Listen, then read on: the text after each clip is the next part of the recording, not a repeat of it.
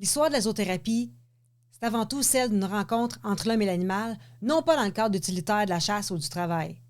Bien avant que l'expression « thérapie assistée par l'animal » soit inventée, des communautés avaient déjà compris intuitivement le pouvoir qu'un animal peut exercer sur le moral et la santé d'une personne. Si tu penses que la zoothérapie est une façon de faire toute nouvelle, écoute pas l'épisode, c'est pas pour toi. Tu vas être déçu. Pour les autres, prépare-toi à des grosses surprises avec ce qui suit. Sylvie Ferland, fondatrice et enseignante chez Zoothérapie Mauricie, tu veux participer à la connaissance, la croissance de la zoothérapie. Abonne-toi à la chaîne, c'est le geste le plus simple que tu peux faire pour nous soutenir. La tradition communautaire de soins psychiatriques, attention, ça trouve ses origines au Moyen Âge, dans le temps des cottes de mailles, des casques, boucliers ronds, épées, des masses, haches, lances. Bon, je pense que là, tu as l'image. Tout commence à Gel, que je prononce assurément mal parce que c'est du flamand, dans la Belgique du 9e siècle, alors que personne emploie le mot zoothérapie. Selon les archives et les études historiques, c'est autour des années 1200-1250 que la pratique d'accueil familial des personnes souffrant de troubles mentaux commence à se structurer véritablement. Mais le système d'hébergement chez les habitants et la prise en charge communautaire des malades s'organise de façon continue puis documentée depuis le 13e siècle, puis ça se poursuit encore aujourd'hui. Les éléments historiques qui confirment la ville de Gel comme l'un des berceaux de la zoothérapie sont relayés par de nombreux ouvrages puis sources spécialisées en histoire de la médiation animale. Alors, voici les principaux points qui convergent. Il existe des traces de pratiques où des malades dans cette ville se voyaient confier la garde d'oiseaux ou d'autres petits animaux. Cette responsabilité, ça visait à leur donner un sentiment d'utilité, de confiance, à les occuper durant leur séjour.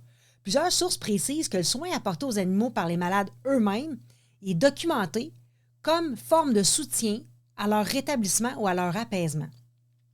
Ces initiatives n'avaient pas encore de visée thérapeutique formelle au sens moderne du terme, mais ça témoigne d'une compréhension intuitive des bienfaits relationnels avec l'animal. Le geste de confier le soin d'animaux à des personnes vulnérables, c'est cité comme un jalon important dans l'histoire de la thérapie assistée par l'animal. La réputation de Gel au Moyen Âge s'appuie aussi sur son accueil traditionnel des personnes souffrant de maladies mentales, notamment en lien avec la figure de Sainte Dympna.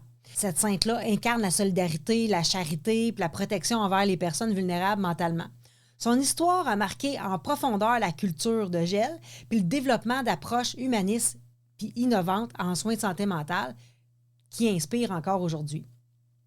La réalisation que les animaux avaient un bénéfice sur les personnes hébergées, ça vient d'une pratique empirique dans le cadre de l'accueil communautaire des personnes. Des fermes puis des familles de la région, ça accueillait, en fait, ils accueillaient puis ils leur confiaient la garde ou le soin d'animaux. L'idée était vraiment d'offrir une responsabilité quotidienne, notamment de nourrir, s'occuper, accompagner les animaux, ça contribuait à les responsabiliser, à les apaiser. Puis cette observation a été transmise par tradition, plus que par des recherches formelles ou des archives médicales. Mais c'est l'efficacité qui a été constatée au fil du temps qui a forgé la réputation de cette pratique dans cette ville en particulier. Alors, selon les principales sources puis synthèses sur l'histoire de cette pratique à Gel en Belgique, ce sont les oiseaux qui sont nommés en premier dans les registres ou les récits historiques.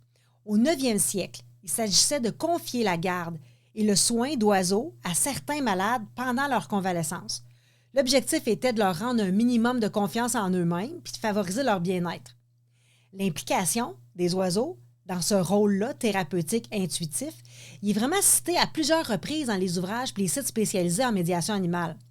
Les animaux de ferme sont aussi mentionnés, plus largement, mais par la suite, mais aucune source ne cite un autre animal de façon aussi précise puis précoce que les oiseaux pour le tout premier exemple de prise en charge à Gel. Bien que les témoignages relèvent surtout de la chronique puis de la tradition, cette période est aujourd'hui considérée comme un moment clé dans l'émergence de la médiation animale à visée thérapeutique. Cet exemple-là inspire, sans le savoir, l'idée moderne que la routine, la responsabilité, la chaleur animale, c'est déjà intuitivement des outils thérapeutiques majeurs. On le savait déjà, de façon intuitive. Il faut attendre la fin du 18e siècle pour que cette vision imprègne plus largement les institutions.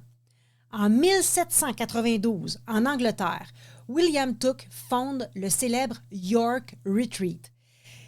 Cet établissement psychiatrique coupe radicalement avec les méthodes de l'époque. Les patients vivent dans un environnement calme, entourés de jardins, ils peuvent librement interagir avec des animaux.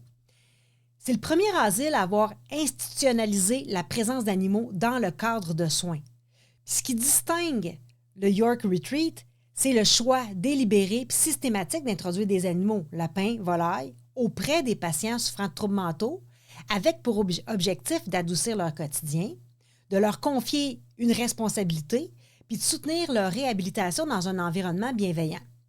Contrairement aux pratiques antérieures, comme celle de Gell en Belgique au 9e siècle, où les malades pouvaient s'occuper d'oiseaux dans un contexte communautaire et rural, mais sans structuration institutionnelle, le York Retreat a été pionnier dans l'intégration formelle et documentée de la médiation animale au cœur d'un établissement psychiatrique.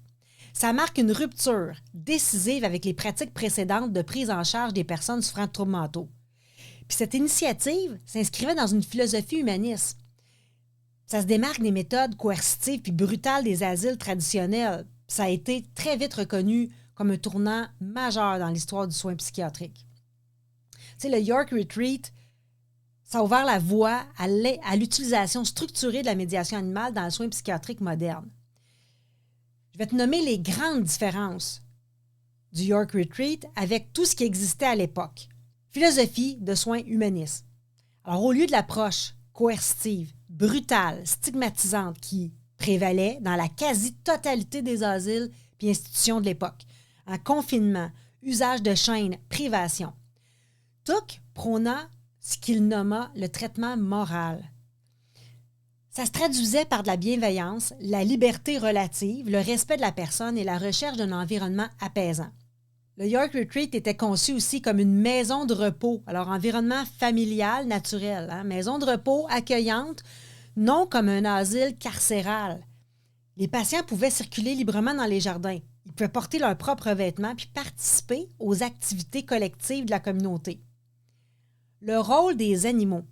À la différence de Gell en Belgique, où la présence des animaux était surtout liée à l'environnement rural puis à l'accueil familial, Tooke introduisit délibérément, dans la logique du traitement moral, des petits animaux domestiques, lapins, oiseaux, moutons, sur le domaine du retreat. Leur présence avait pour but d'éveiller des sentiments sociaux puis bienveillants, d'occuper sainement les pensionnaires par la responsabilité du soin prodigué aux animaux. Puis ce cadre favorisait l'échange, la responsabilisation puis la diminution du stress des patients. Et la plus grande différence, c'était la documentation systématique.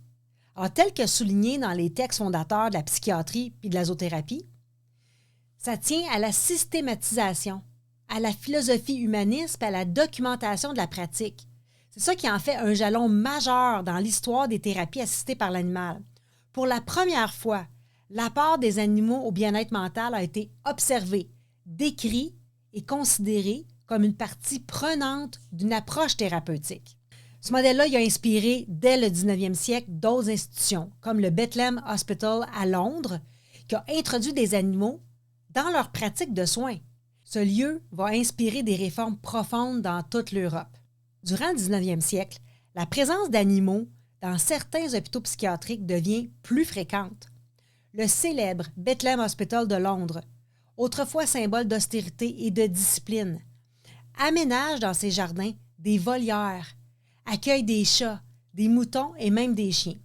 Il y a un article de 1860 relate l'histoire de Miss Harriet, une patiente enfermée dans un profond mutisme puis des angoisses terribles, qui a développé un lien fort avec un chat adopté par le personnel, puis ça a été vraiment le catalyseur d'une réouverture au monde et à la parole, puis un début d'échange avec les soignants.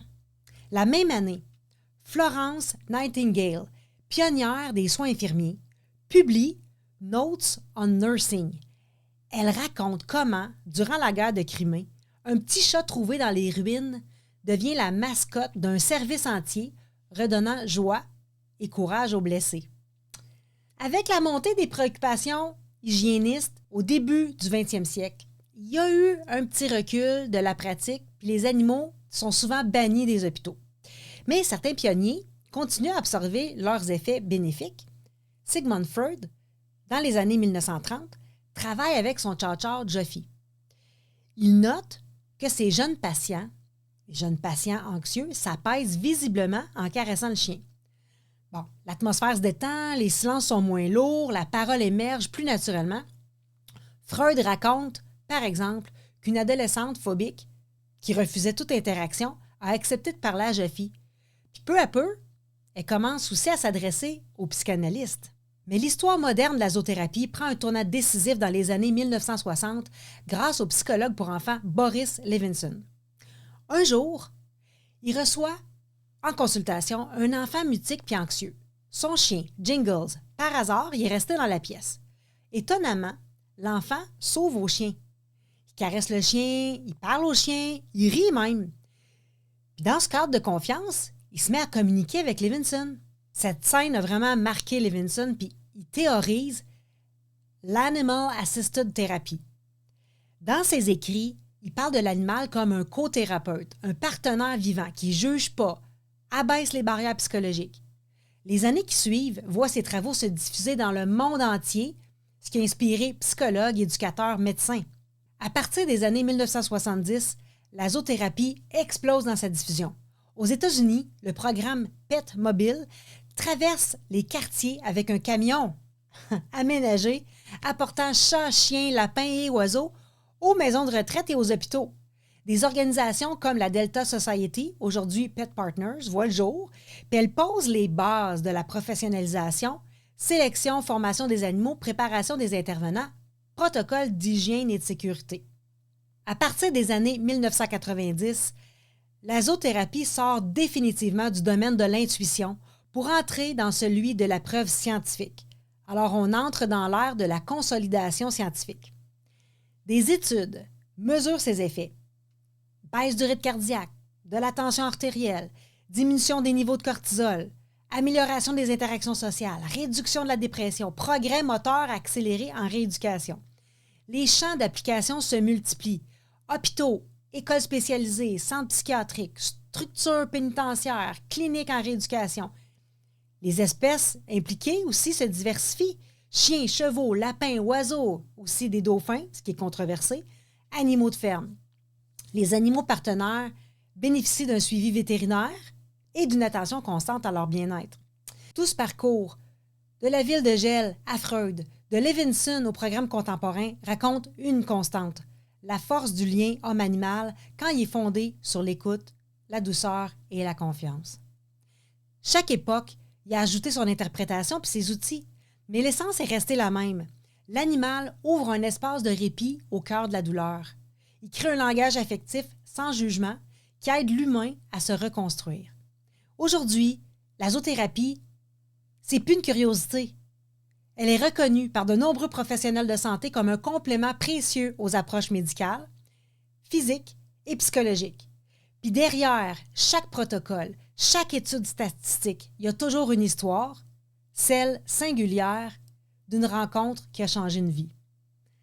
Tu trouves tout ça surprenant?